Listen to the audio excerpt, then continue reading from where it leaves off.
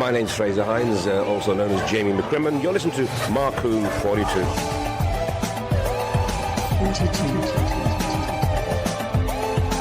Welcome to Mark Who 42. That's right, Mark Who 42, the Doctor Who online radio show. I'm your host, Mark Baumgarten, and we've got a real special episode for you this week. We are doing our tribute.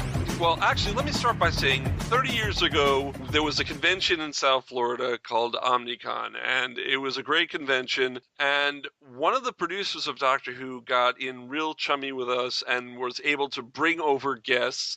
And he was the longest running producer of Doctor Who, not Steven Moffat, if you guys are counting. His name was John Nathan Turner, and we've got some people who knew him, including me, on the show this week. First, we've got... Well, I'm Dan Harris. People these days know me as the founder and the manager of the Doctor Who cruises. Back in the day, I was with the Omnicon convention, used to do video programming for them, and worked as guest liaison quite frequently. Hello, I'm Joey-Reynolds. I've been thrown out of more conventions than I could count. But for some strange, weird, ungodly reason, I've kind of been responsible for, I guess you would say, the early podcast of Doctor Who, known as American Who, for which I don't do anymore because everybody else, including Mark, is doing it, and Mark is doing a damn fine job at it. But I've also hosted and produced local and nationally syndicated radio talk shows in science fiction entertainment, Sci-Fi Overdrive being one of them, and that's still around. I don't host it anymore, but check out the website where my friend David hosts it at sci-fi-overdrive.com. Hi, this is Juan Sanmiguel. I'm here from Orlando. I've been a science fiction fan since my teens. I've attended like over 20 world science fiction conventions. I've been a Doctor Who fan, worked at local cons. I mean, a general all-around fan. I think that's the best way to put it. So we've got some professionals and some fans here on Mark Who 42 to talk about John Nathan Turner. Now, I asked Juan to do a little retrospect on the background of John Nathan Turner, and I'd like him to do it here. Okay. He was born the 12th of August, 1947, to Sam and Kath Turner. His father was a bookmaker. His mother was a homebody in Birmingham. John was an only child.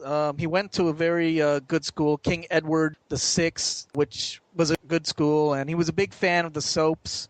He did watch Doctor Who when he was young and used to goof on William Hartnell during the day. And he was really big into theater. He did a lot of theater stuff in school and actually then went into the professional theater in 1966. And he formally joined the BBC in 1968 as a floor assistant. And he worked on shows like The Six Wives of Henry VIII, Blue Peter, and The Sky at Night. He became a full staff member in the early 70s, and one of his first regular gigs was working on Colony in Space. But didn't he work with Patrick Troughton? He was a floor assistant or something way back in the 60s? Well, I think that was the Space Pirates, and maybe it wasn't a full gig. I don't even know. There's only one episode of the Space Pirates that still exists, so I don't know if he has a credit on that. But I think he was working on a bunch of shows. John had mentioned in his semi-autobiography, The TARDIS Inside Out, that his first association with Who was with the Pat Troughton story, the Wheel in Space. But I think more or less he was just when he started at the BBC.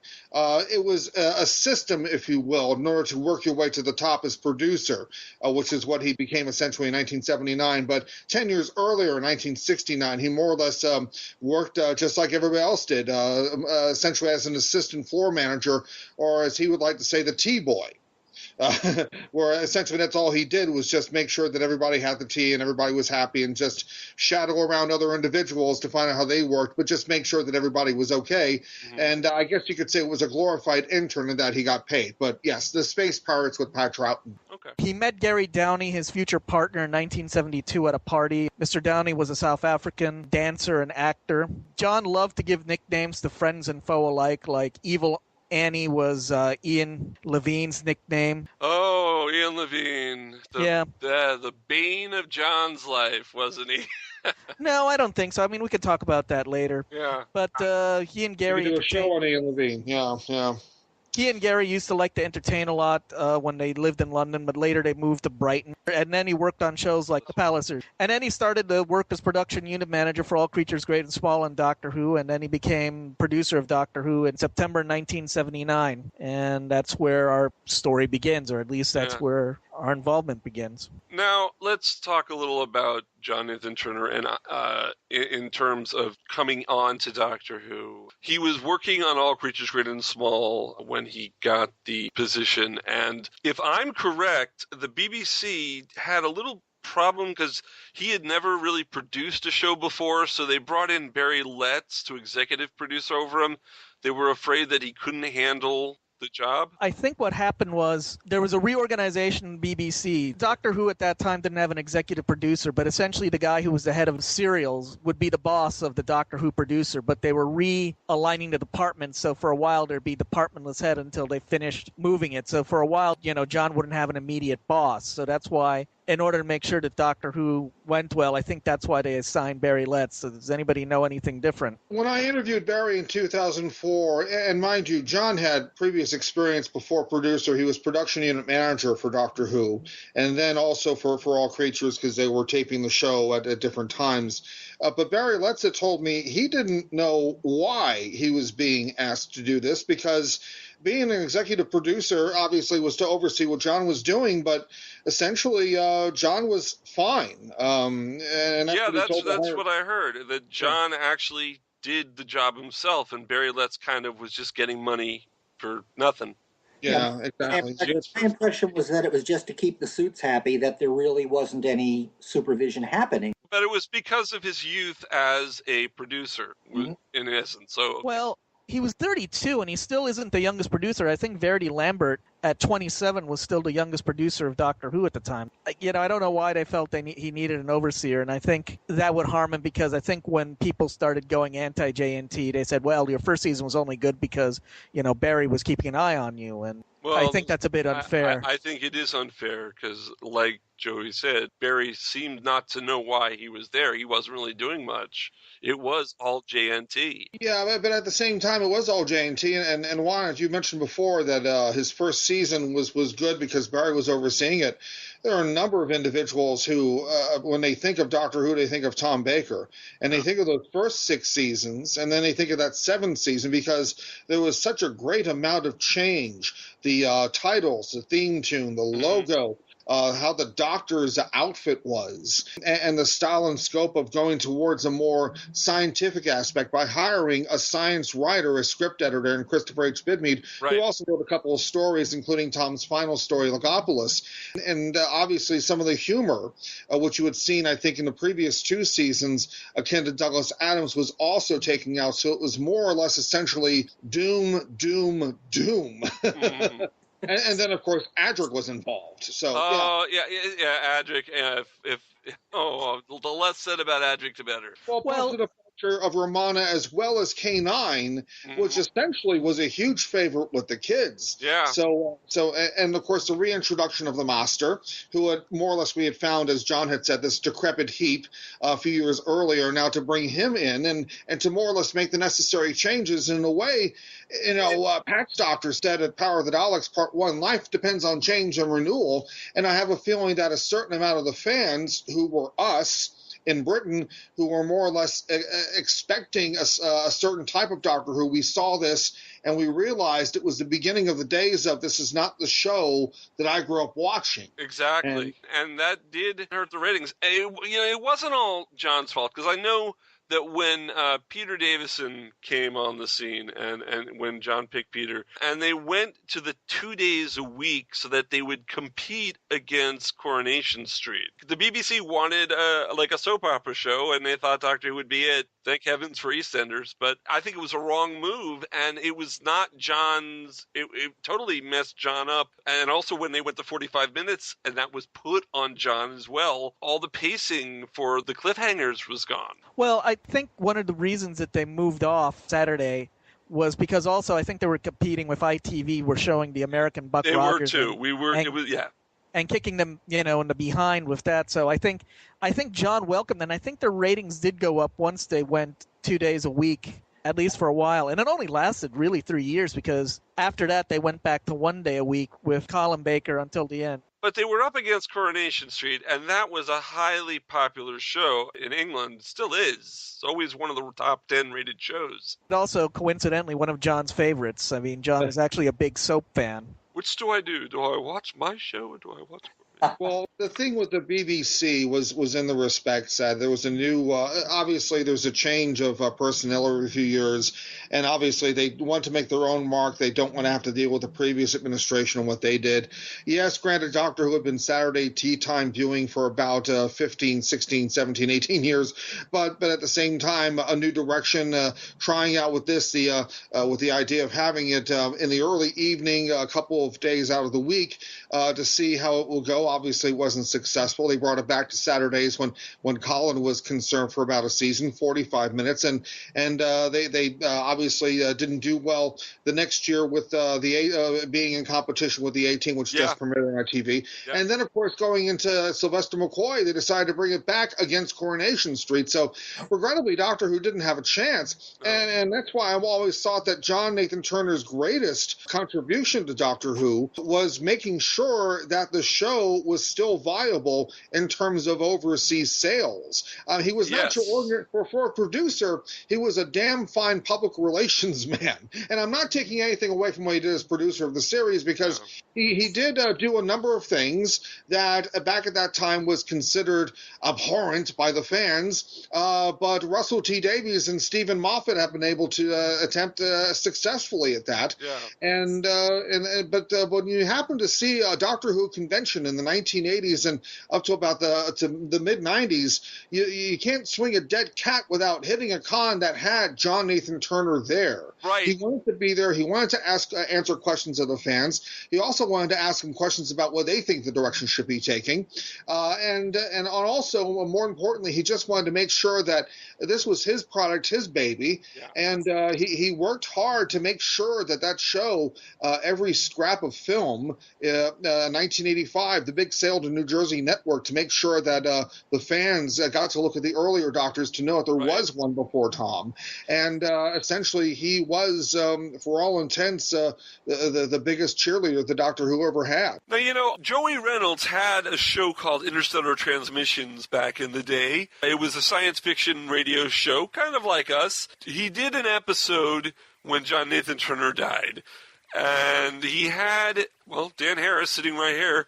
Dan Harris put together a little tribute of John Nathan Turner with special thanks to Big Finish, because part of this tribute was from the John Nathan Turner memoirs, and part of it was recorded specially at different occasions by Dan. So this is a memory of John Nathan Turner put together by Dan Harris. I first came to know John when I was a staff member at South Florida's annual Omnicon conventions back in the 1980s.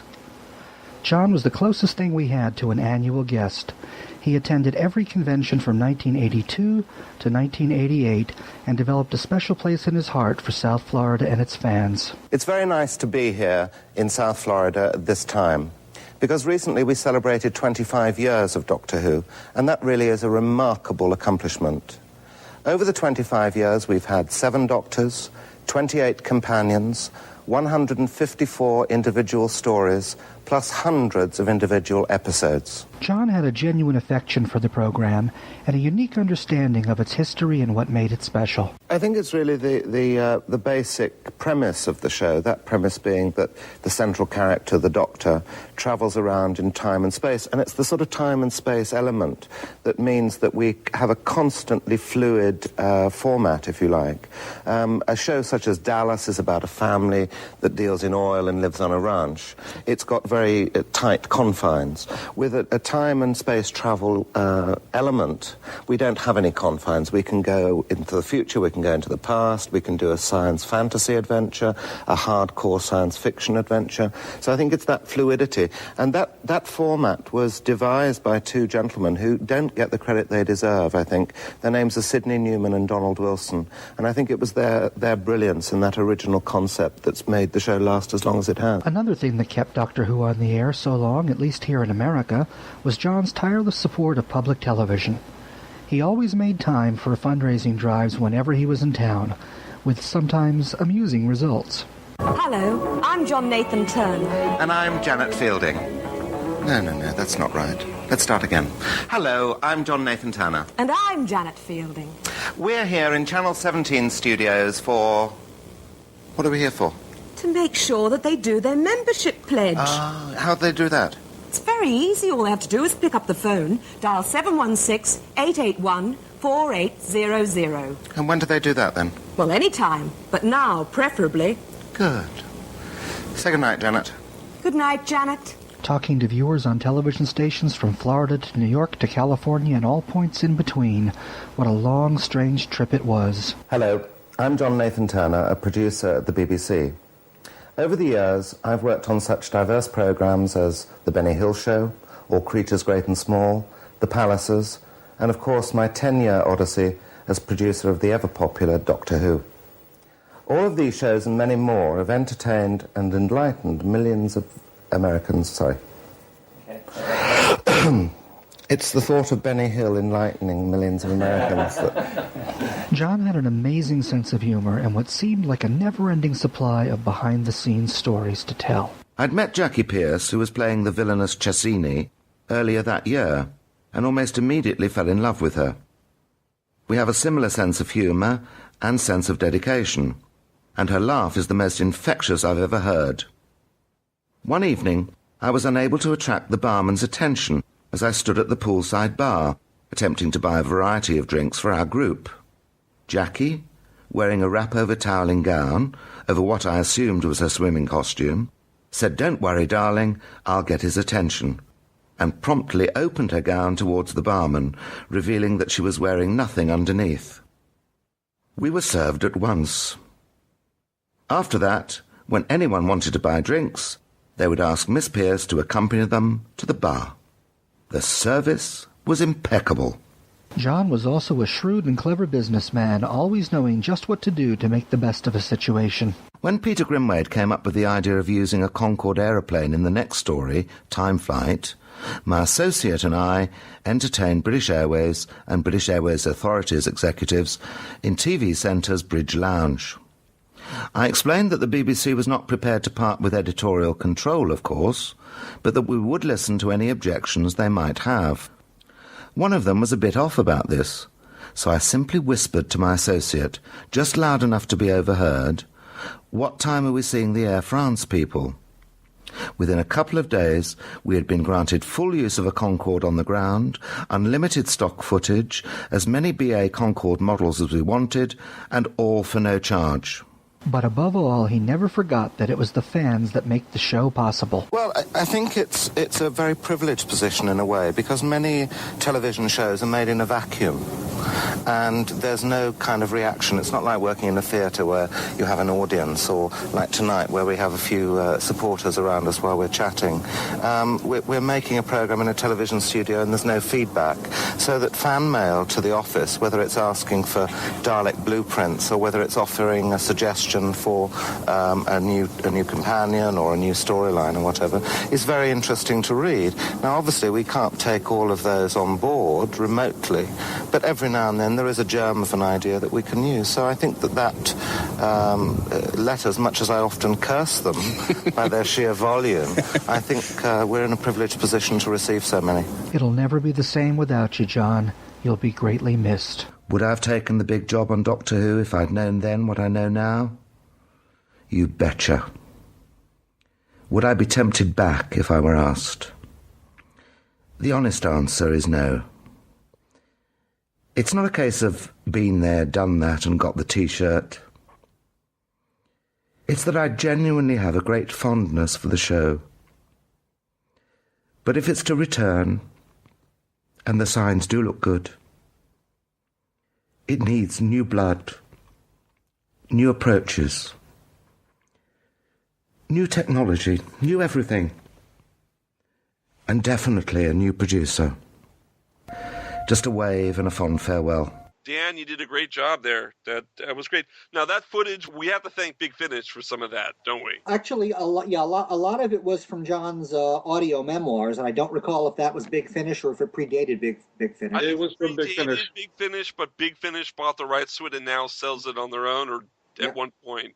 No, that was directly for Big Finish. Oh, it was for Big Finish? Okay, I sit corrected. So let's talk about conventions and John Nathan Turner, and let's talk about the one that, like I said at the beginning of the show, 30-odd years ago, there was a series of conventions in South Florida called OmniCon. Dan and I both worked on that. Joey, you were somewhere in there, and it was a great convention, and we had a great working relationship with John Nathan Turner. Dan? Oh, yeah, those were the days. OmniCon began in spring of 1980, if I recall, as a relaxicon without any pro guests, but we cut our teeth. Everybody learned that way. And they came on the scene for OmniCon 2 in our traditional February first weekend spot, which we held through the entire decade. And that's why we're on doing this week. That was when we started having guests from the show. And from 1981 to 1988, there was an annual convention every first weekend of February in either Miami or Fort Lauderdale. And from 1983 onward, John Nathan Turner was, I believe, at every one of them but one. He was definitely almost like, a staff member, extended family. Dan, I apologize to correct you. I think it was 82 because I remember 81. That was OmniCon 2, and you're correct. It is. Yeah, I'm remembering because the number of the year and the number of the convention were off by one. Yeah, right. OmniCon 3 was 82. Gotcha. Mm-hmm. Now, I could go into Sandy March's voice and make some clarities, but I don't know. You could, but I think we just dump you from the show right there, Joey, and I'm sorry.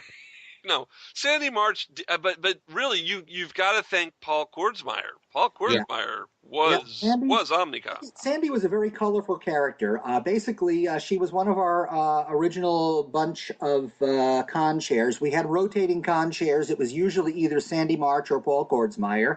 And Paul Kordsmeyer was the co-founder of OmniCon with Bob Millard. Originally, it was under the name of Millmeyer Productions from their names. And shortly thereafter, I think maybe in the second year or so, they reincorporated not-for-profit 501c3 as OmniCon. And, well, let's just say Sandy was unique. And and let's leave it at that. Yeah. Mm-hmm. Now, John, like you said, was kind of like an unofficial staff member, like Dan said, because he brought people over. He's part of the OmniCon family. He brought guests over. We had Peter Davison, I think, before anyone else. And then when Colin Baker was announced, before he was even on the air in England, John brought Colin over. There's videotape of that too. There is videotape. Yeah, I was there. I was helping the staff. I was a volunteer, I think, at that point. Basically, the equivalent of a press conference. He was unveiling the costume, unveiling the new companion, brought along Anthony Ainley as the master. Yep. I mean, we had an amazing guest list that year. And a lot of the British fans had a problem with the fact that John was spending so much time in America doing this. Did they actually know at that time? Because, I mean, I don't think the fan press would know that he was out there. So I think DWB knew everything. Are we going to talk about DWB later on? We are going to talk about DWB later on. This was pre-internet, but there was still quite a bit of fan networking going on in snail mail and whatnot. And telephone calls. Don't forget telephone calls.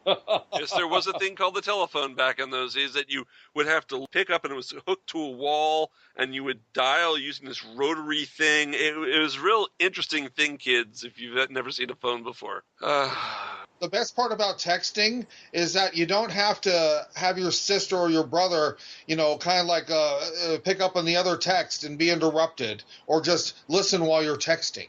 So now it's a much easier thing to do, texting, be on the phone. Okay, Joey, I'll go with that. This is Mark Who 42 on Krypton Radio. We'll be right back with more about John Nathan Turner and more with my guests, Dan Harris, Joey-Reynolds, Juan Sanmiguel, and maybe someone else will come on in a few minutes. We'll be right back. Hi, folks. This is Christian Basel, Mark-Who42, and if you've been lucky enough to catch us at conventions and wondered how you could hire us to come to your convention or special event, simply go to Heroes on Hand, click the podcast icon, and click the icon for Mark-Who42. On our page on Heroes on Hand, you can actually click the button that says click here to book Mark-Who42 for your next event, and that's all you have to do. Once again, if you want to hire us for your next event, simply go to heroesonhand.com, click on podcast, click on our icon, and click the green button to book us for your next event. You're going to love us. We'll see you there. Well, I am shocked and dismayed. Well, now you can't be both. You be shocked, I'll be dismayed. Coming in 2016, Steve Megatron and myself, TF2 and Mike, bring you a brand new TV review show. Welcome to Podcaster Meets World. That's right, we're launching a Boy and Girl Meets World review podcast here on the GCRN. It'll take us 70 episodes of the podcast to review all 158 episodes of Boy Meets World. After that, we will tackle Girl Meets World. You can find Podcaster Meets World on geekcastradio.com and iTunes starting late summer, early fall 2016. So come on and walk through the world with us. I love the thing they call The voice of Christian Basel, take one. Hi, I'm Christian Basel, and I would like to provide my voice for all your voiceover needs, such as... Okay, like an announcer. Like a what? Like an announcer. For all your voiceover needs, such as animation, radio, announcements, introductions... Now an old man. I can even record voicemail for all the Meshuggahs that call you. A pirate. Arr, and it won't cost you a lot of treasure for me services. Arr. Creepy movie voice. Just call 407-761-2679. 407-761-2679. Or email voiceofchristianbasel@yahoo.com. Well, how was that? That's a wrap. Meet Grimlock, not podcaster. Meet Grimlock King. Since 2011, we have been taking you beyond. That's right, Tooncast Beyond has covered many cartoon series and films in our 4 years online. Now we take you even further as we reformat the podcast by covering any and all cartoon series by season.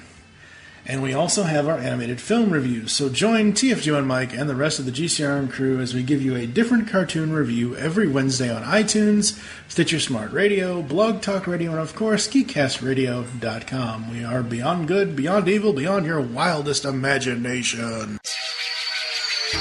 Attention all Whovians! While you're waiting for the new episode of Doctor Who, start your own adventures with a book from Mark-Who42 Books. They carry unique and rare books at affordable prices. Visit Amazon.com/shops/Mark-Who42. That's Amazon.com/shops/Mark-Who42. Mark-Who42 Books. Set your imagination free into the Whoniverse. This is Elisa Stern. And this is Scott Ampleford from Dr. Puppet. And you're listening to Mark-Who42. Welcome back to Mark-Who42 on Krypton Radio. I'm your host, Mark Baumgarten, and this is a special episode, the weekend of the 1980s Omnicon. We're coming to you here on Krypton Radio. We're talking about John Nathan Turner. My guests are Juan Sanmiguel, Dan Harris, and Joey-Reynolds. And Joey, you had a program called Sci-Fi Overdrive, didn't you? We did. Yeah, and you had American Who. Yes, an American Who, yes. Two of the things I was responsible for that didn't get me arrested, correct. Yes. And so you got to interview a lot of people for that show from all areas of science fiction, especially Doctor Who is from American Who. Correct. Let me hear some things about John Nathan Turner that maybe the fans wouldn't know about him, that you learned about him doing your show. Well, interestingly enough, Dan would know more than me. But in 1983, actually, I interviewed John twice. One was in 1987, and that was tape recorded, and I acted like an absolute idiot because I was so gobsmacked to be in front of someone from Doctor Who. But by the time 1993 rolled around, it was the 30th anniversary year.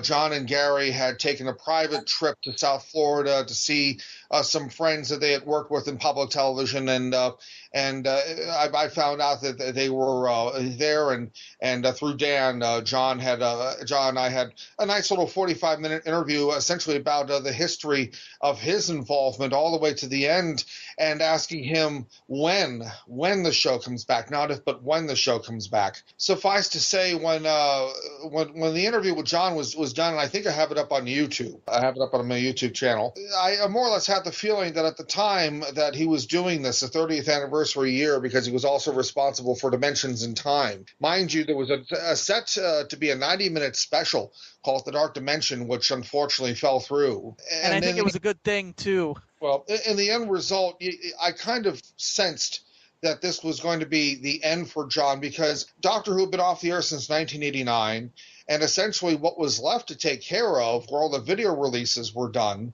essentially was to find out about the bootlegs, if you will, the orphaned episodes, part 2 and 4 of the Moon Base with Pat Troughton, some of the lost orphaned episodes from the Hartnell and Troughton days that were more or less being bootlegged, copies of copies on VHS, and decide to finally put a profit on that and have them released as the years tapes, the Hartnell years, the Troughton years, to an extent the Pertwee years. Tom Baker was more of a remembrance tape of clips, a dual set, and if you happen to find that, get it, keep it, and put it on, transcribe it to DVD if you can. And of course, Dalek's early years, the Cybermen the early years, just a great little kiss to the past. But by that time, John's time with the series, and he even knew it, was pretty much done and over with. And it kind of surprised me, because when they started doing the DVD releases in 2001, or 2001. Obviously, with DVD, there is more information you could put on there. So we have these little bits of things remembering the certain stories and such, which to me are far more the reason why I buy the DVDs. Oh, definitely. The extras are the only reason to buy a DVD or Blu-ray. Yes, and sadly, we don't see much of John's presence in them, and it would have been magnificent if he was given a hand, but obviously times had changed, new people were involved, BBC was farming out things, and I think, if anything, Keith Barnfather will probably be closest to actually having produced a video interview with John, unless, of course, you had videotape of him, which you can also see on YouTube, at conventions, doing what he did best, answering questions, more or less comparing, hosting, emceeing, as it were, the Q&As at the big anniversary events in Chicago and such.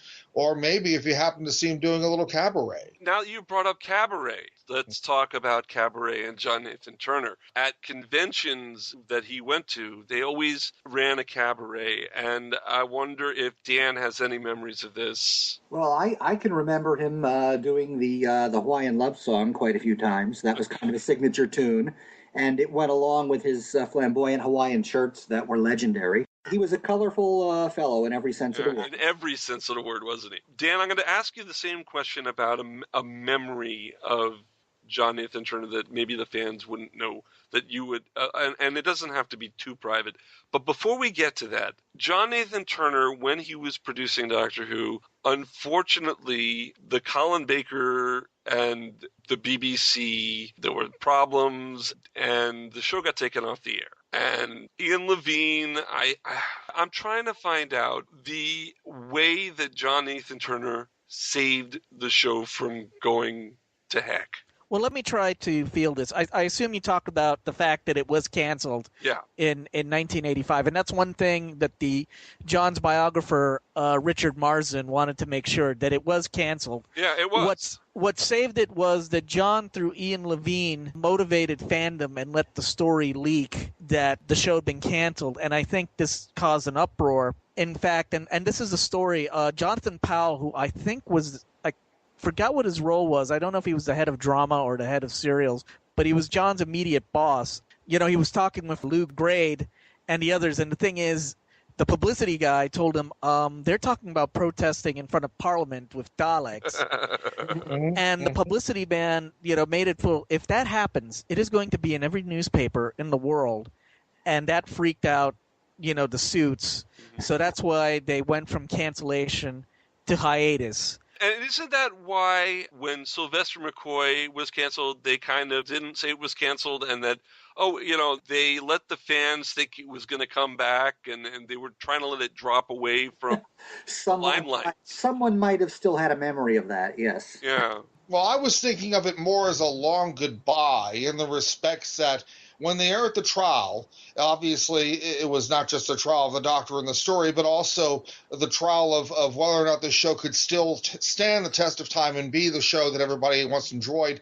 And it didn't work out with Colin. He was like, Joey, bring in Sylvester. He's acting out Colin's scripts. And then Sylvester, thanks to Andrew Cartwell, becomes this more darker Doctor that's akin to Pat Troughton's Doctor in the Tomb of the Cybermen. But unfortunately, he put it up against Coronation Street.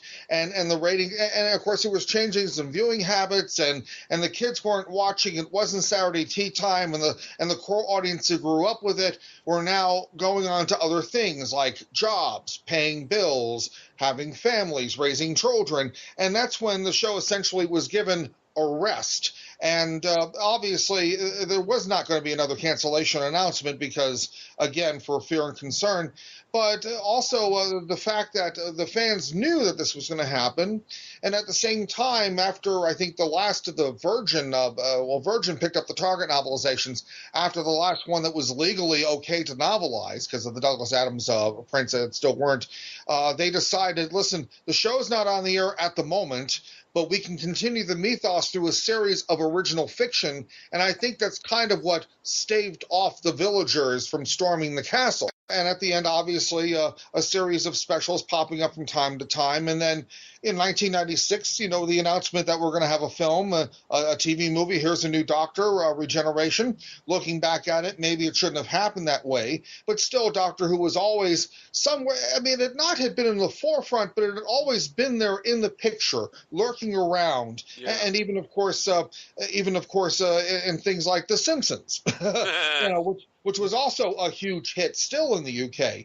And in the end result, you happen to see this television show, which, like Sgt. Pepper, had been going in and out of style, but was guaranteed to raise a smile. Everybody always had fond memories of hiding behind the sofa. Yeah. And then, of course, when the fans got to be grown-ups in positions of power, 2003, let's bring it back. And it's interesting how you mentioned that, how fans were going to storm Parliament with Daleks. The rumors going on, and for the 50th anniversary, you have a private function at Parliament for all these folks involved with the BBC as far back as the black and white days, and you have a couple of Daleks there, like kind of in attendance as well. So it goes to show you how back then the show was so much reviled in 1985, and 30 years later, it's very, very much revered. We have a lot to thank where John Nathan Turner is concerned on that, because ordinary producers would have just taken the show and ended it at Logopolis at the end of Tom's 7th year and said, well, Tom is it. He's the ultimate. Nobody else could do this. But John realized we can continue going on with this, and most importantly, make this a show that's globally known and at the same time viably profitable where the BBC was concerned, even though they're not supposed to make a profit.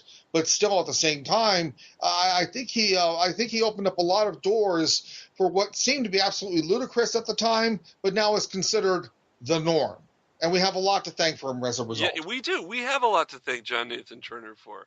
And John Nathan Turner, like I said earlier, was the longest-running Doctor Who producer. He definitely was the man who saved the show. You're right. It could have ended at Tom Baker, but it didn't. It kept going. John worked his butt off trying to keep it going. A lesser man couldn't have done it. I want to bring on Christian-basel, one of my co-hosts here at Mark 242. Hey, Christian, you're talking to us from your car. Isn't that right? Yeah, this is a little different approach. I'm driving and Skyping, so just getting off work, so this is interesting. How you doing, gentlemen? Hello, I feel like Neil Rogers. Hallandale, you're on the air. You are, yes.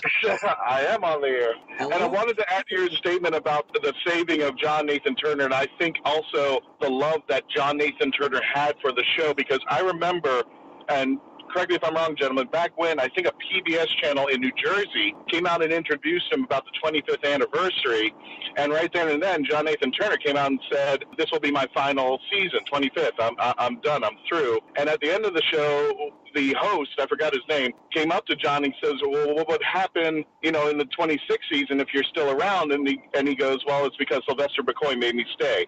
And I thought it was I thought it was funny that he was there for the 26th anniversary. So I really think, unlike other producers that we've come and known across time, I really think he had a love for it that we didn't kind of see it being as a producer. off to the side. I think we've seen it at conventions. I think we've seen it in past interviews and such. But I think there was a bigger love to it, and I think that love translated into people like Russell T. Davies, Steven Moffat, other people who have come to the show, and I think that's why the show has survived not only as long, but made a comeback twice. There is that hidden love that Joey was mentioning. There is those closet Whovians that said, this is not dead, this is just taking a nap. And here we go again.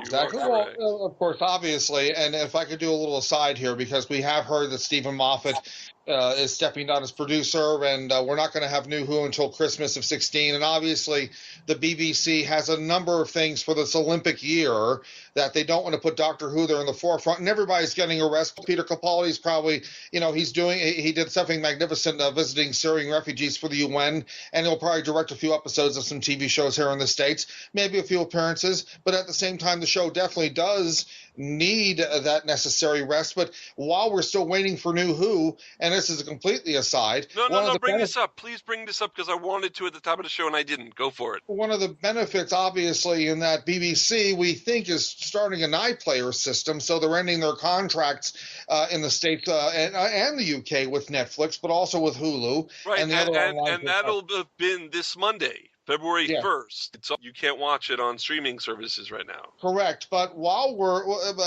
if I may make a suggestion, the show still exists on DVD, and it's pretty affordable. Go to Amazon.com, go to Barnes & Noble, buy the DVD releases. And technically, Netflix still has it, because Netflix still has it on DVD. Yes. You can still get it through the rental. But most importantly as well, I mentioned earlier during the hiatus, we had the Virgin novelizations and then later the BBC Books novelizations, original stories. Yeah. In 1999, a group of fans like us who grew up watching the show obviously had the talent for creating audio adventures, and they did so with one of the characters from the original, from the Adventures. From the New Adventures, Benny Summerfield, yes. That's right, Bernie Summerfield. And they asked a young lady by the name of Lisa Bowerman. Happy birthday, Lisa. Yes, happy birthday indeed, Scrabble Girl. God bless. And suffice to say that it was so successful. They had some folks from Doctor Who appear. It was so successful that the BBC said, listen, we don't know how long it's going to be until we bring this back, but we know that there's an audience out there. Would you be interested if we gave you permission to do audio adventures, and in this case with 5, 6, and 7? And they said yes. So since 1999, they've essentially been doing original Doctor Who audio dramas. And in the UK, I mean, here in the States, we find a medium, we dump the old medium. In the UK, they still hang on to their old mediums. Radio, where radio is concerned, you'll still hear Shakespeare being performed on radio. Their longest running soap opera is called The Archers. Oh, yeah. Yeah, and suffice to say that they don't let go as much as we here in the States do. So the audio dramas of Doctor Who now exist, I think, from 1 through, dare I say, 8. And then David Tennant's Doctor has assigned to do a series of adventures with Catherine Tate. Then we have John Hurt coming in to do the War Doctor story. Already out. The first box set is already out. So for all of you youngins out there for whom I call this squee. There's still new Doctor Who. There's still new Doctor Who. Yeah. BigFinish.com is the email address for it. And not only can you buy it on CD, but you could also buy it in download form. Definitely. And suffice to say, it's magnificently produced, professionally produced. The guys who are doing it know what the hell they're doing because they're Doctor Who fans. Yeah. But at the end of the day, thoroughly professional. BigFinish.com. If you can somehow just close your eyes and let the visual effects happen within your head, it looks better than televised Doctor Who in your head. Very much. It really does. Yeah. I love Big Finish. I couldn't live without, when I go to work every morning, I have Big Finish playing in my car. I listen to all of it. I love it. Well, I think one of the better things about Big Finish is not only that, going back to that relationship with the love of the fans, that fans actually put this audio drama together, kept it with the Doctor, but the stories, as Mark's saying, and anybody who hasn't listened to it, you definitely want to go to Big Finish, listen up to the trailers, and I think Mark Who 42 Books is now going to start selling Big Finish audio. A bunch of new ones. So, yeah. We're going to start selling Big Finish over in Mark Who 42 Books at all the conventions out there. But yes, those stories, I could take a lot of the stories and rival them to anything that has been on TV. They're amazing, and I love that they fleshed out not only the 8th Doctor, but they pay a lot of homage to what's going on the TV right now. They're expanding on the Time War. They're not going rogue on their own thing. They've done a few things that may have strayed from the story, but they are kind of just weaving in that web of time that's created by Doctor Who, molded it in together and said, listen, we Big Finish and the TV series can work together. And if you really want to flesh out the Eighth Doctor, you got to listen to the episodes of Charlie. You got to listen to the episodes with Sheridan Smith. You got to listen to the episodes with Mary Shelley. These are great, and they really define things even further out than what the TV series did. Okay, let's bring it back into John Nathan Turner. And I was wondering what you guys thought. Do Steven Moffat and RTD, do they have a lot owed to JNT? Yes. Yeah, absolutely. Well, I mean, one has to understand the stunt casting aspect of things. A lot of fans didn't like it when J&T did it, and but when you had Russell T Davies, who, strangely enough, was also openly gay and also had 3 initials, so that made him comfortable. But the T wasn't real. The T wasn't real. I know, like Harry Truman, but casting a Britney Spears clone and Billy Piper was unthought of, and the fans were going crazy over it. And at the same time, you also had Catherine Tate, who was just more known for just her sketch show, and obviously at the end, everybody's giving her a standing ovation. Kylie Minogue. What if John Nathan Turner had put someone like Kylie Minogue on the show? I mean, they would have hated it, the fans. I'll tell you what, if he wasn't filming Merry Christmas, Mr. Lawrence, David Bowie would have played Shara's Jack in the case of Androzani. Oh, wow. Yeah. I did not know that. Yeah. By the way, Dan, God bless him, if it weren't for John Nathan Turner, Dan Harris probably wouldn't have had the cruise.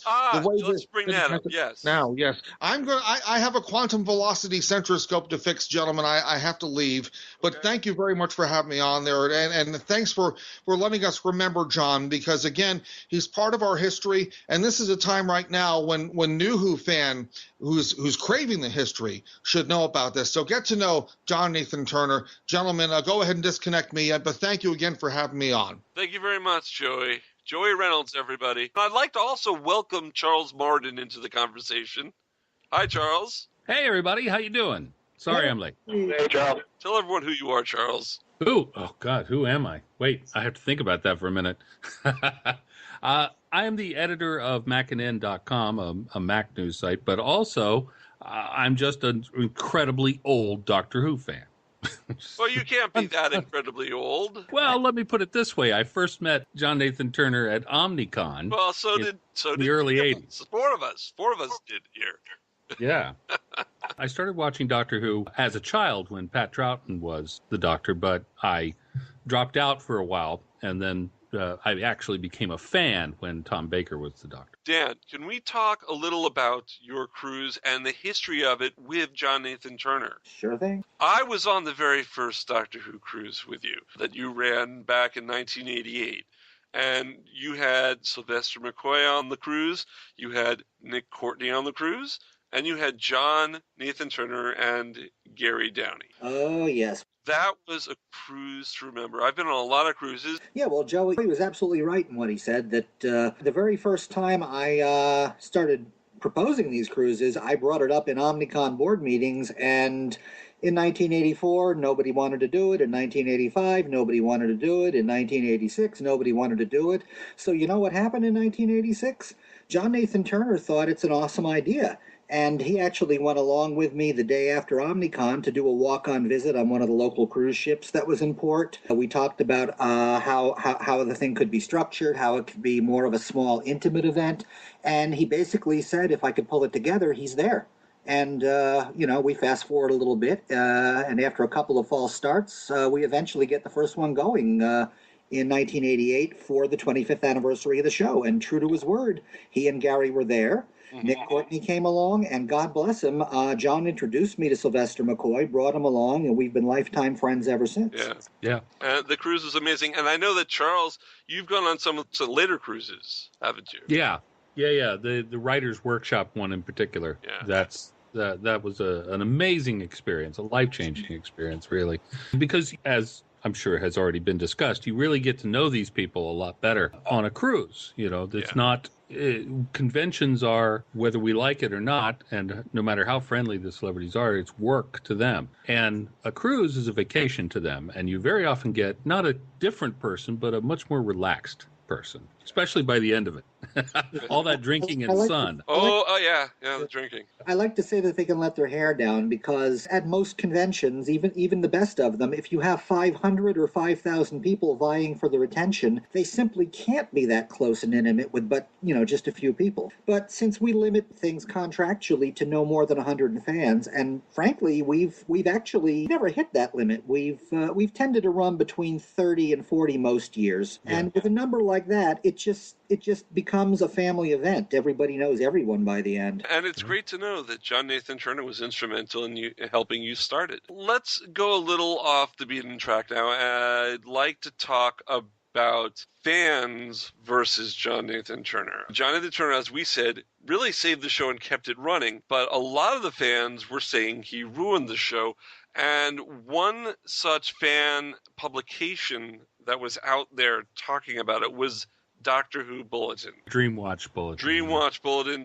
Yes, right. Well, it was Doctor Who Bulletin. Then it was Dreamwatch Bulletin. It was DWB in the middle of there.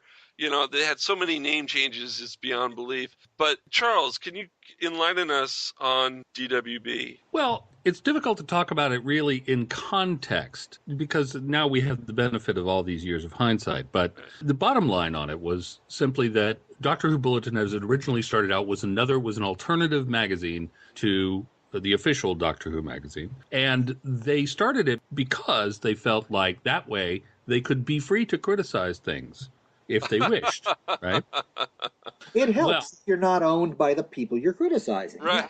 Exactly. I mean, the Doctor Who magazine, understandably, very dependent on the BBC's largesse, particularly back then. So Dreamwatch Bulletin, as it later became, less so. And I think that there were some legitimate things that they would point out. Certain stories weren't terribly good. There was a lot of this has all been forgotten now, but there was a lot of fan consternation when Peter Davison was cast because he was too young. Yeah. Flash forward a few years to Matt Smith, and you got exactly that same noise.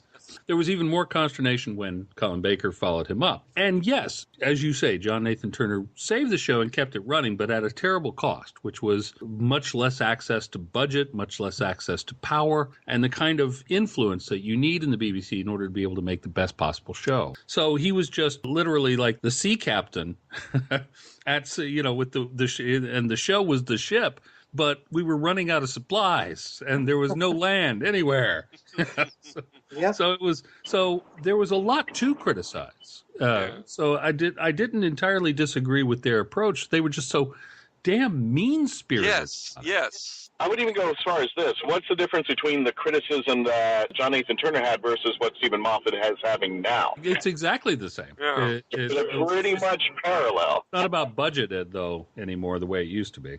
Well, I think the thing about John at the time was I think he was only as good at that time. Remember, the showrunner was broken up into two positions, the script editor and the producer. And I think John was very good at the logistics part of it, of putting the show together. But he always depended on his script editor. And unfortunately, there are a lot of peaks and valleys when Eric Sayward was in charge. And I think the show greatly improved when Sayward left and Andrew Cartmel took over. And I think there was more freedom. Difference. Very, very noticeable. Yeah. But it should also be said that it didn't help that Eric and J&T weren't getting along.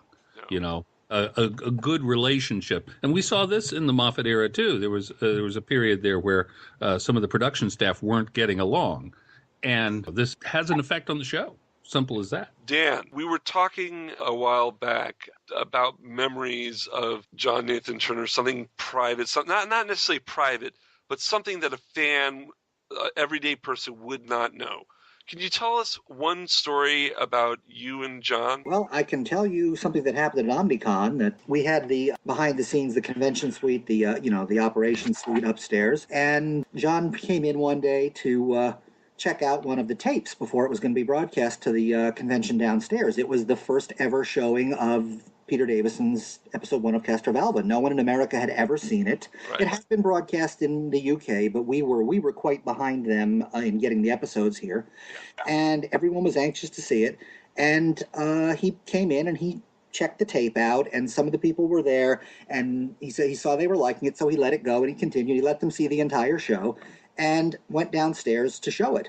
And at the time, I was out grabbing dinner. I missed all of this. I came back and found out that the VCR he had popped it into was actually one that I was playing an episode of The Avengers on to make a copy for a friend, and he had just pirated the entire first episode of Castrovalva onto one of our other VCRs there. And I kept that tape private. No one ever saw it until it broadcast on Channel 2 here a year or two later, RPBS. And John Nathan Turner, without knowing it, gave me that pirate copy, which no one ever saw. Charles, do you have a memory? I have lots of memories, but just pick one. Yeah, it's hard to pick, but I will. Let me start by saying this. When I originally knew these guys, John and Gary, I was a very young man, right? Probably too ugly.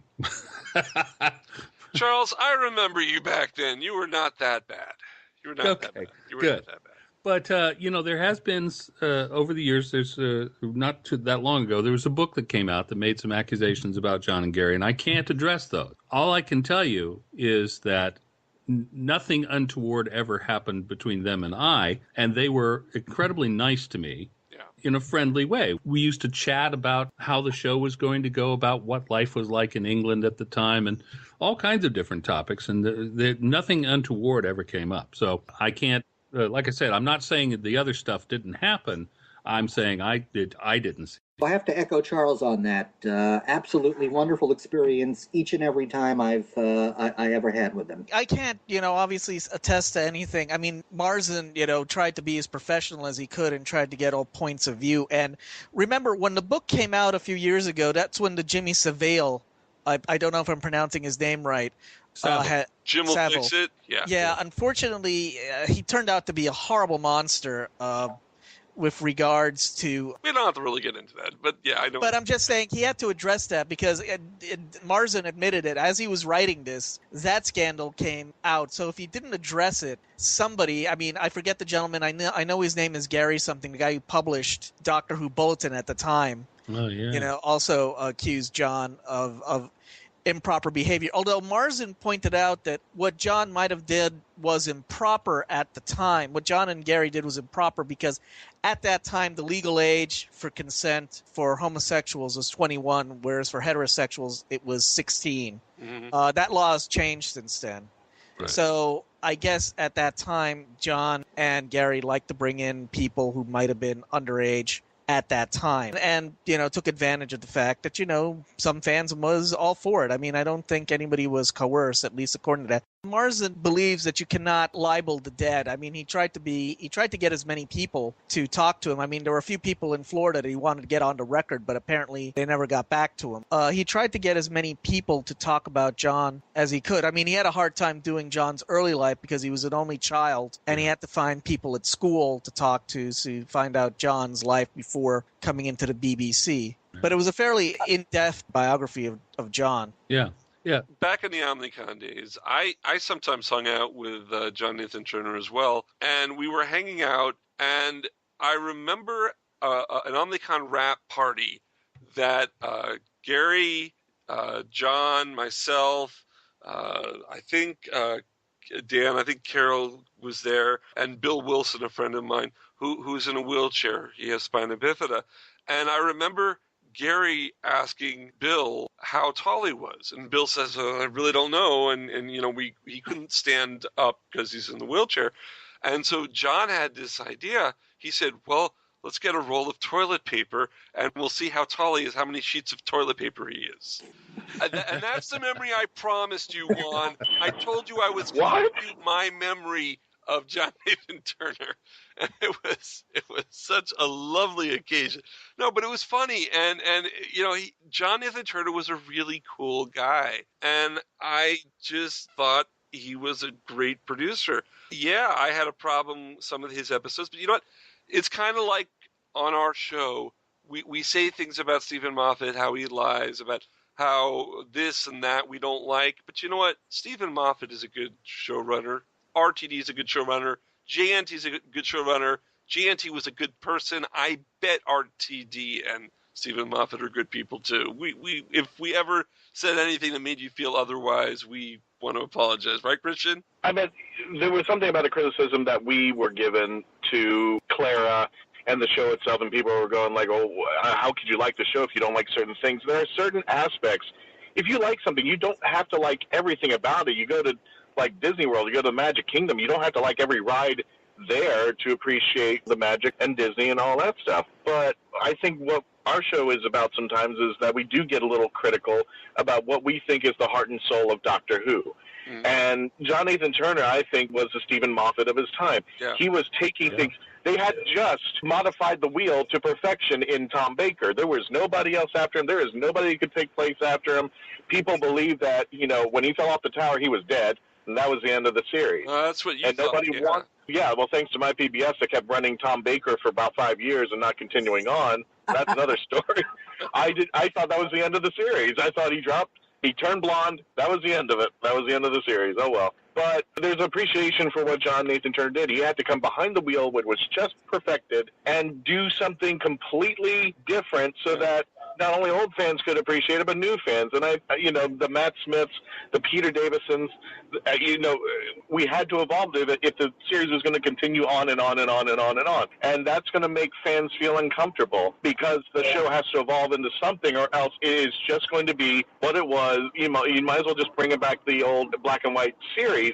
It's got to evolve. It's got to go with the technology. It has to do with the new ways and styles of acting and directing and such like that. So I do appreciate John Nathan Turner for that. I do appreciate Russell T. Davies for coming back, and I do appreciate Steven Moffat for continuing on. But there's one thing that all these gentlemen have is they had a heart for this show. Right. They weren't brought in to try to reinvent things or make it different. When it came back as Russell T. Davies, he had the choice of rebooting or going back and bridging that line from all those years ago from Paul McGann on. Yeah. And he decided to continue it on. Yeah. He kept that history. And then you see, even though their episodes are a little bit weird, we see Steven Moffat going back and paying homage to a lot of the things, including in the 50th anniversary, where everybody was up on arms. I said, put all the old doctors back. And I said, no, you can't. You really can't. Unless you try to explain it all, unless you have a good story to bring back all these actors again, it's just not going to be the same. And you have to impress not only the old fans, but you've got to have to impress the new ones who are going to be watching it from year 50 on. Yeah, I would just hope that if we were still in the 80s and this radio show was on back then, I hope that no one considered us like DWB. I just want to put that out there because we love the program, and I'm sure DWB, like Charles said, they loved the program too, and they thought all this garbage was coming out, and in their minds, in their opinions, maybe it was garbage. But who has changed over the year? Doctor Who has changed every 3 to 4 years. Every time a new doctor comes on, every time a new producer comes on, the show changes. The new actor, the doctors, the character changes, but it works. It all fits together. Maybe you'll give up the show because you don't like Peter Capaldi. We love Peter Capaldi. Yeah. But when Chris Chibnall comes on and brings on his own doctor, some people who may have left may come back. And people who like Peter Capaldi may leave. And that's all right. Doctor Who is for everyone, and it's just that I like to say for all 5 of us here and for Joey that we love Doctor Who and will love Doctor Who at any time.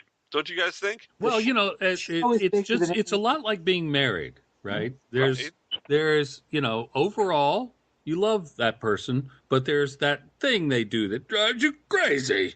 Yeah. And so that's probably why I think our quote marriage unquote to Doctor Who is still strong after all these years. There's a lot, as you say, there's a lot that's gone on. Sometimes that criticism has been well intended, but just delivered poorly. Like with just coming back to DWB for 1 second, they got rewarded for being critical. They got rewarded for being an alternative to Doctor Who magazine, and so they just egged it on and egged it on and egged it on. And they made the same mistake a lot of people make about, I'm just going to pull another example, the president of the U.S., whoever it is. Okay. And as someone living in Canada, you have the right to say something about us. We can't say it because the NSA will get us, but you're fine. So go ahead. I'm just saying that the producer doesn't hand make the show. Hundreds and hundreds of people are involved in Doctor Who. Oh yeah. And although the producer is ultimately responsible for what comes out, he didn't actually do every single thing. So this always reminds me of gas prices. When gas prices go up, everyone blames the President of the United States, as though he is in charge of that. And when gas prices have gone down, and thank you, Obama. No. Right. When gas prices go down, some people give him completely false credit, and that's ridiculous. It is equally ridiculous to say that John Nathan Turner was personally responsible for every bad decision that was made. That Steven Moffat, there are external pressures that fans just don't seem to be aware of. Like, for example, all that falderall about trying to get Jenna Coleman to stay, and then she was going to leave. And no, we've managed to talk her into it. There's a lot of show stuff going on behind the scenes. That's all I'm saying. That makes, now she's going to stay. I got to rewrite these scripts. So there's stuff that happens that changes the direction of the show. Sometimes it's because of external directives from the BBC, like make it funnier or less violence, or you now have to spend half as much money this year as you did last year, that change the show and are completely outside the hands of the one guy who is producing it. That's all I'm saying. And if I could add to that, Charles, I think two things that were going on with John Nathan Turner's season. I'm thinking, and tell me if I'm wrong about this, I think the writers who wrote for the series did not have the technology and the funding for the budget for the ideas that were coming out of these writers.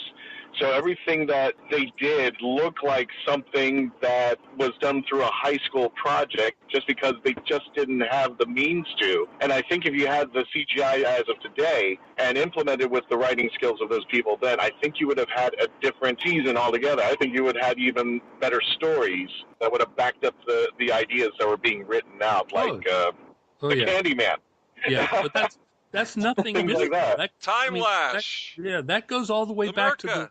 That goes all the way back to the web planet, though. Yeah, this has always been a problem. Put Vaseline on the cameras. We always got to remember that it was always hard to find writers who could write for the show. And unfortunately, I think one of them, John did make, I think, a very critical mistake early in his tenure. In fact, it was one of his first decisions was he was very reluctant to bring back any old writers. I think he only brought Terrence Dicks and David Fisher in his first season out of sheer necessity because they just needed scripts. Robert Holmes didn't come in until 1984, which would have been John's third or fourth year as producer. And he was very reluctant to bring him on, but Eric Sayward was championing him in. And I think, and that was a complaint that Eric Sayward had, that he wanted to cultivate a new staff of writers. But I think there was some problems, and it was the tension between John and Eric which caused that problem. So I think that was another mistake. And also holding on to directors. I mean, I think John preferred to have directors that he could, for lack of a better word, push around easily enough, because I think, manipulate. Not manipulate, but I think the problem was some directors, I mean, particularly in John's first season, like Leisure Hive, I think went either over budget or over time, and they had to redo it that way. Oh, yeah. Guy never worked on the show again after that. Yeah, and the same thing for Paul Joyce for Warriors Gate. There were some problems with then. And also they lost Graham Harper. I mean, he did Caves of Androzani, and then he did Revelation of the Daleks, and then he didn't come back. I don't know if that was a scheduling thing. The only director that came back after the hiatus was Ron Jones. There were no real stellar directors. I mean, you had Peter Moffat, who was just a guy who was going to get your shot in on time, but there's not any. I think even in DVD documentaries, he admitted that he wasn't the most creative director that there was. I mean, he'll just get you your shot. And to be fair, again, the budget was being cut by the BBC each and every year, so they had less to work with. Even a average director can turn in some great work if they're allowed to do locations and matte shots, but that costs money. So, yeah, the show had multiple problems, I think, at the time. John Nathan Turner did not, unfortunately, have a very long life. He died, he was 54. And his funeral was attended by a lot of Doctor Who celebrities. And we have a little montage of some of them talking about the funeral itself and about John Nathan Turner. Now, Joey Reynolds gave us permission. Thanks, Joey. Joey Reynolds gave us permission to run some clips of famous actors and actresses who were on his memorial broadcast when John Nathan Turner died. He got some words about John Nathan Turner from these actors and actresses themselves from Doctor Who.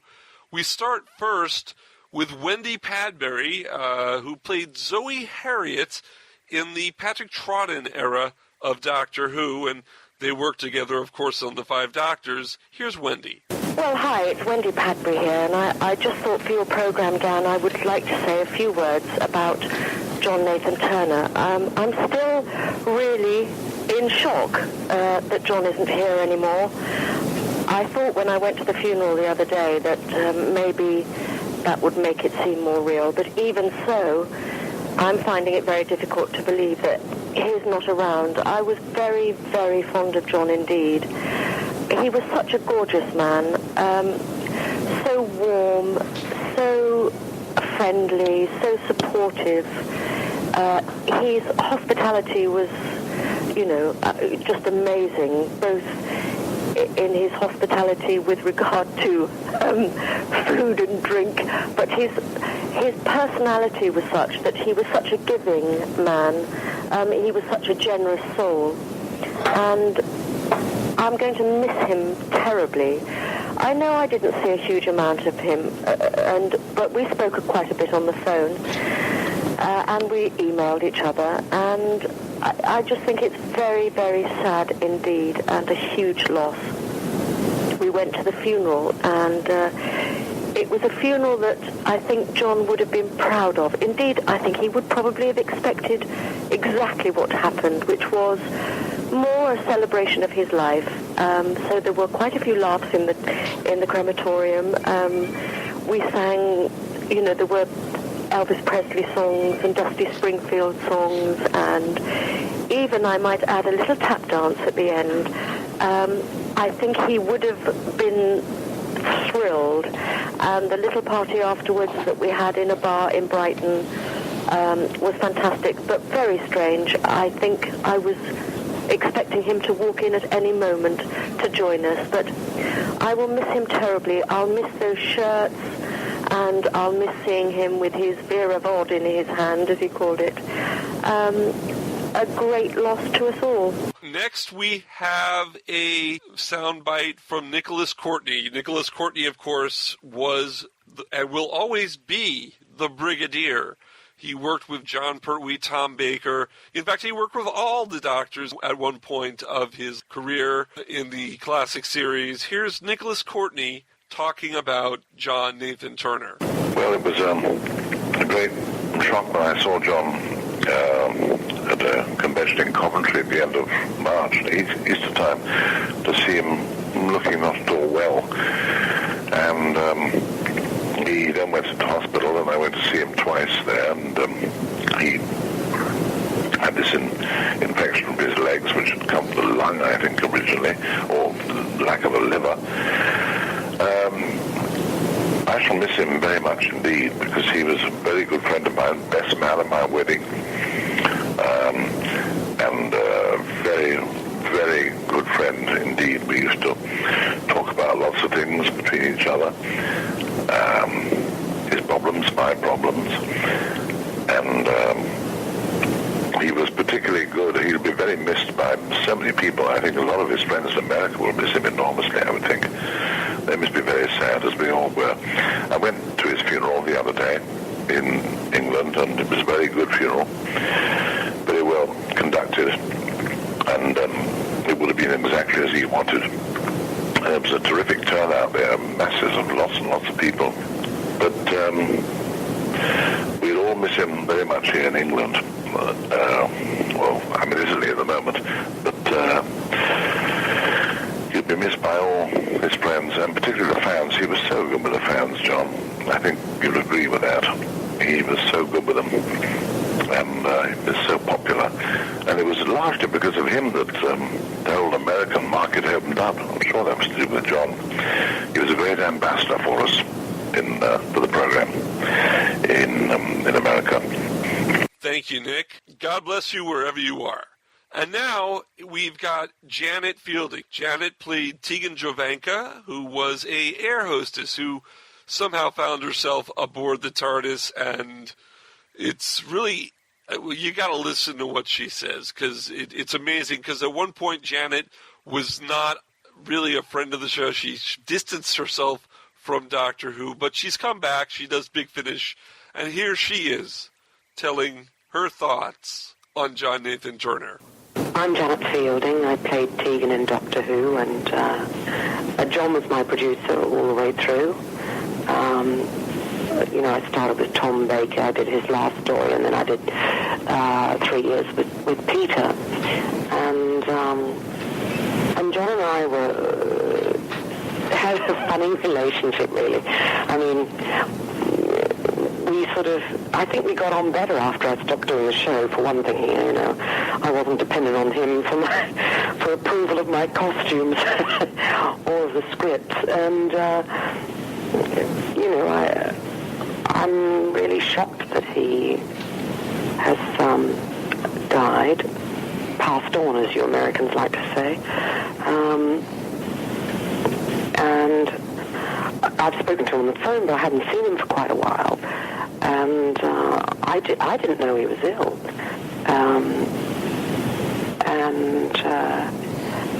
I don't know. I think he was this kind of sad waste in a way. I always thought John should have been doing, after he did Doctor Who, he had a very sort of flamboyant showman-like quality, and I always thought that he should have been doing big entertainment things as well. I think that would have been just a big, big thing for him. And, it's sad. It's very, very sad. He was the youngest producer ever at the BBC, the youngest staff producer, when he took on Doctor Who. And, he was a man with great gifts. And I didn't always agree with his decisions, but there's no question that when he took over and the show was moved to a different time slot and all those sort of things, it doubled its ratings. I know he was there at the demise of the show, but he certainly, I think that demise would have happened a lot earlier if it hadn't been for John. I think that he made the difference, that he prolonged its life. And I don't think he ever really got the credit for that. I think he got the damnation for it not surviving, but I don't think he ever got the credit for prolonging its life. Because I think the way, that when at the end of Tom's run, it was down to about 5 million viewers. And then when Peter took over and we moved that to that slot twice a week, we went up to 11.8, which, in a country the size of the UK is very good, because, the population's much, much smaller than the United States. It's only, 55 million. And I don't think people ever really gave him that credit. It's very hard to take on a show that's been running that long and to inject it with fresh life and to ensure its survival. That's the toughest job in television. It really is. And I hope wherever he is now that he's at peace. That's all I got to say, really. Finally, we have Sophie Aldred. Yes, we've had Sophie Aldred on the show before here on Mark Who 42, but we didn't talk about John Nathan Turner, and she had some words to say about him as well. I first met John Nathan Turner when I went for my audition as Ace, and I walked into his room, which was an office in Shepherd's Bush in London, and it was filled with Doctor Who memorabilia. There were Dalek curtains, there was merchandise on the walls, and there was John sitting larger than life behind his desk with his mane of curly hair, and I'm sure he was wearing one of his famous Hawaiian shirts at the time, for which he became very well known. And at first, we didn't get on that well. I found him really difficult to get to know. He was very much a sort of a boss. And he looked at me, and I think he thought that I was this ex-student, radical type. I didn't shave my armpits, which to him was like quite disgusting. And so it took a little while for us to get to know each other. And then finally we went on location together on one of the stories, and we went out to a pub one night, and that's when we really started to get to know each other. And I thought, hey, I really like this guy. This is somebody I can really get on with. And it started from there, and we had such fun together. John was always a fantastic host. Whenever we had location parties, he would really go to town. I can remember a barbecue on the beach in Lulworth Cove when we were filming The Curse of Fenric, and he stood there cooking sausages for us all and arranging everything. He used to give the most wonderful parties. And then, after we finished doing Doctor Who, he continued doing work for Doctor Who. I don't think people quite realise the extent of his involvement with Doctor Who, and that had it not been for John, Doctor Who would have really died a death long before it really did. I owe a lot to John. He started my career for me in television.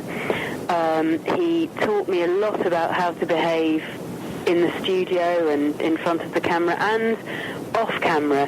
He taught me how to behave at press calls with the press.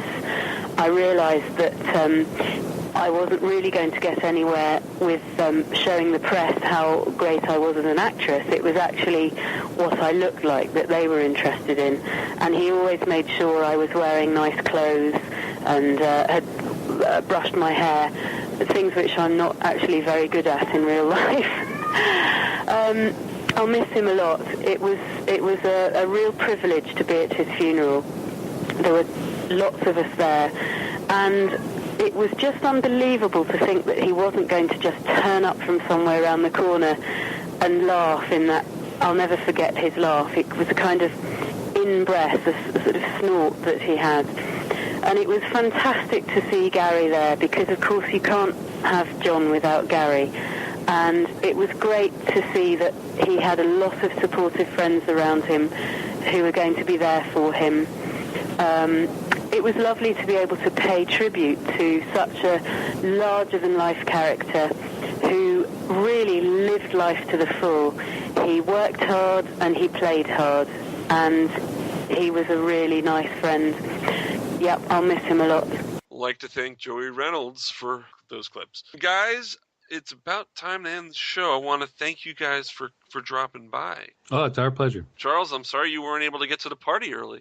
Yes, my apologies. I'll have to make it up at a future appearance. Yes, we'll definitely have you on again. Dan Harris of the Sci-Fi Always a pleasure to be here. Your cruise is coming up in 2 months? Yeah, April 1st, no fooling. Well, actually, the Bon Voyage is yeah, let's mention the Bon Voyage party. Mark Who 42 Books is going to be there. Tell us about that. Absolutely. We're calling it the Bon Voyage Paradox because we had a paradox. And you don't have a paradox. It was so much fun that we had someone come into our friends at Hurricane Who are managing the Bon Voyage for us, and a couple of their local dealer sponsors had the great idea that if we have 2 doctors already, wouldn't a third be even better? So they're bringing, we have Peter Davison and Paul McGann sailing on the cruise and at the Bon Voyage. And at the Bon Voyage only, Colin Baker is making a special visit for that. And all the other cruise guests are scheduled to be there. And there are even some things going on behind the scenes now that between now and April, there may be some additional names attached to this situation, but I can't say too much at the moment. Is brunch going to be delicious? It should be, yes. Yes. Thank you, Dan. So we got a Triodox. Triodox. It's a Triodox. Triodox. That's the new name of the convention, the Triodox. I'm surprised you haven't been able to resist making a joke about dock as in ship. We don't go for the easy ones, Charles. We try to go for the hard ones, the stretching. I can tell you something, Charles, that the plot and idea for the creative workshop on this year's cruise has something to do with the dock, but not the dock you think. Sitting on the dock of the bay. I'd like to thank Juan Sanmiguel as well for coming on this episode. Thank you for having me on. Thank you for letting me talk about that era of Doctor Who. And if we could only but go back in time, the same week we're in, but just 30 years ago, we'd see Patrick Troughton at Omnicon, wouldn't we? Actually, I remember Patrick Troughton had a Q&A with John. Mm-hmm. You know, they shared the dais. The clearest thing I remember of that, I remember this as clear as a bell. He asked John, so why do the doctors get these lovely dishes and I had to be the father figure? You know, and doing a horrible Patrick Troughton there. But yes, you were, but that was still a good try. And speaking of Bon Voyage parties, if you run a convention or know somebody who runs a convention and you want your favorite podcast/radio show to come out and do some geeking out with panels or come out here and sell Mark Who 42 book merchandise, definitely want to visit heroesonhand.com/Mark Who 42. Just fill out the information and our agent Chris Harrelson will get back to you. Again, that's heroesonhand.com/Mark Who 42 if you want to hire us to come out to your convention and make it fantastic. Yeah, and we've got Conjure coming up in March, so that's in Orlando. So we'll be there bringing you Doctor Who goodness amongst other things.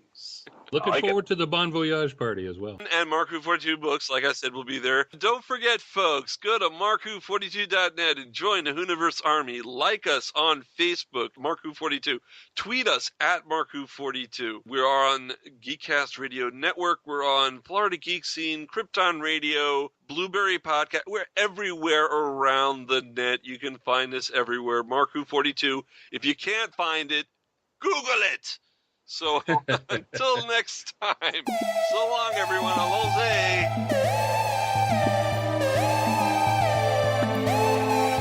Mark Who 42 is written and presented by Mark Baumgarten and Christian-basel.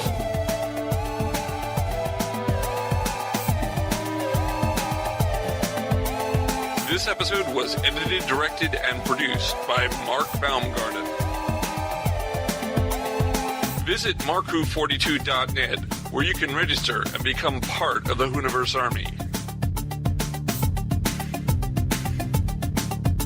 We can be contacted by email at mark@markwho42, subject line, ?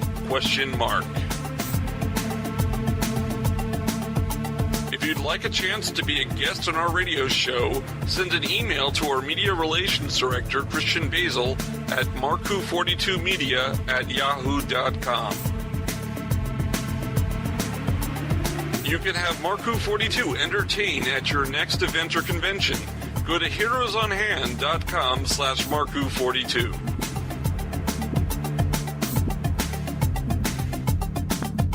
Doctor Who and its properties are owned by the BBC, the British Broadcasting Corporation.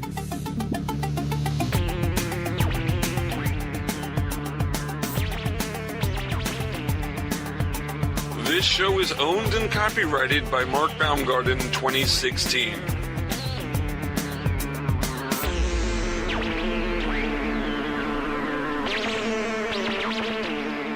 This is Krypton Radio.